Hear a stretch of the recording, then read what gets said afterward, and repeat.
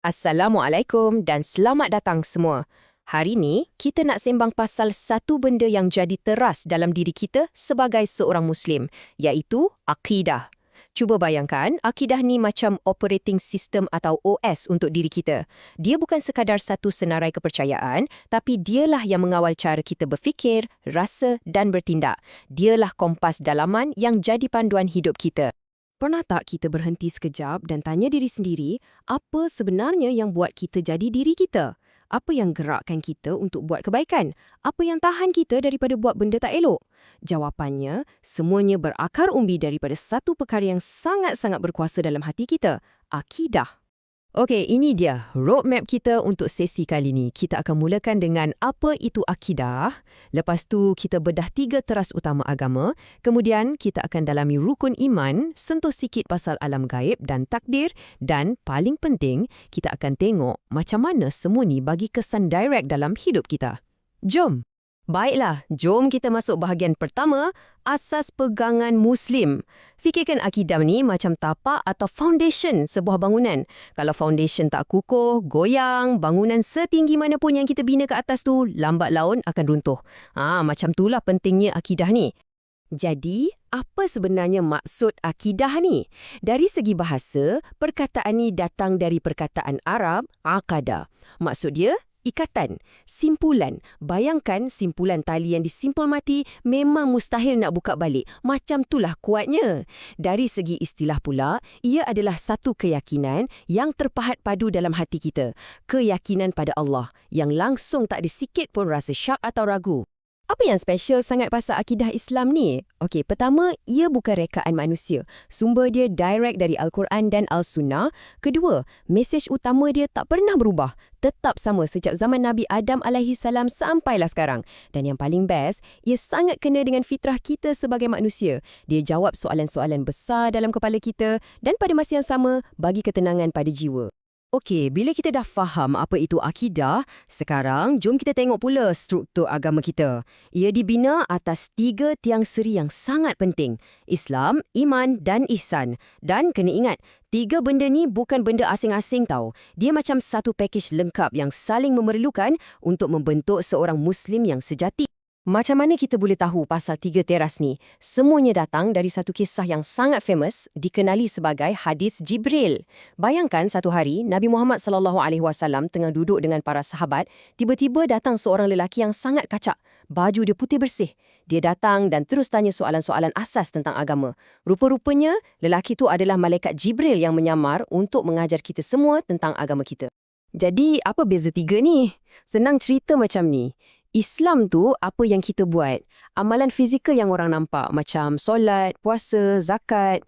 Iman pula apa yang kita percaya, benda yang duduk dalam hati, keyakinan dalaman kita. Dan ihsan, ini level paling tinggi. Dia adalah kualiti amalan kita. Kita buat ibadat tu dengan rasa khusyuk yang paling top, seolah-olah kita nampak Allah depan mata. Analogi ni memang cantik untuk jelaskan hubungan 3-3 ni. Cuba bayangkan sebatang pokok. Iman, itulah akarnya. Duduk dalam tanah. Kita tak nampak, tapi dialah yang bagi kekuatan pada seluruh pokok.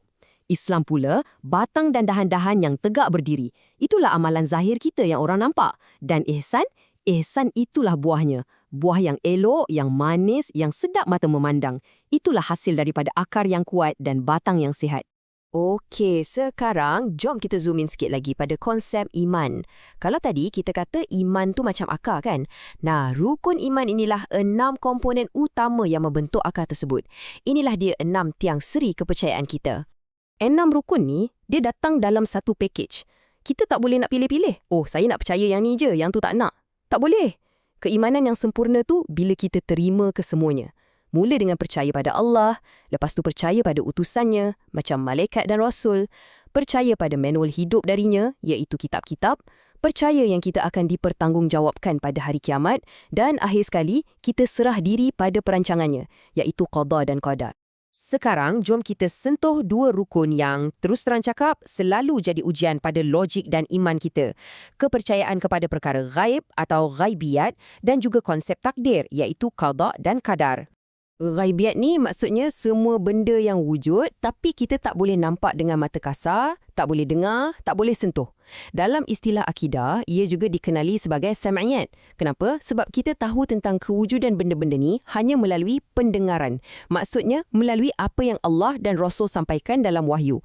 Contohnya malaikat, syurga, neraka. Kita percaya semua ni wujud bukan sebab kita pernah nampak, tapi sebab Allah dah bagi tahu. Inilah ujian iman yang sebenar.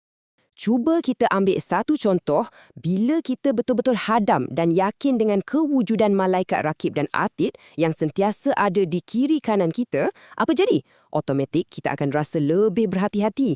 Kita sedar ada CCTV ilahi yang rekod setiap benda yang kita buat, baik atau buruk. Kesedaran inilah yang jadi motivasi paling power untuk kita jauhi maksiat dan berlumba-lumba buat baik. Sama juga macam kepercayaan pada hari kiamat. Fikirkan ia macam kita tahu akan ada satu final exam yang super besar di mana setiap jawapan, setiap perbuatan kita akan dinilai. Bila kita hidup dengan kesedaran ni, kita akan jadi lebih bertanggungjawab. Hidup kita jadi ada matlamat, ada purpose. Betul tak? Seterusnya, pasal takdir. Ayat dari surah Al-Qamar ni sangat clear, sangat jelas. Allah bagi tahu kita yang setiap satu benda dalam alam semesta ni, dari sekecil-kecil zarah sampai sebesar-besar galaksi, semuanya dicipta dan bergerak mengikut satu ketetapan yang Dia dah tentukan. Jadi, qada tu kita boleh faham macam blueprint atau pelan induk dari Allah sejak azali lagi. Qadar pula adalah pelaksanaan blueprint tu dalam realiti kehidupan kita. Penting untuk kita faham, ini bukan tiket untuk kita jadi pasif dan tak buat apa-apa tau. Kita kena usaha, kena ikhtiar sehabis baik. Tapi pada akhirnya, apa pun hasilnya, kita terima dengan hati yang lapang sebab kita yakin itulah yang terbaik dalam perancangan Allah. Inilah kunci kepada ketenangan jiwa. Okey, kita dah bincang macam-macam konsep kan? Sekarang, sampai kita pada soalan paling penting. So what? Apa gunanya semua ni dalam hidup kita seharian?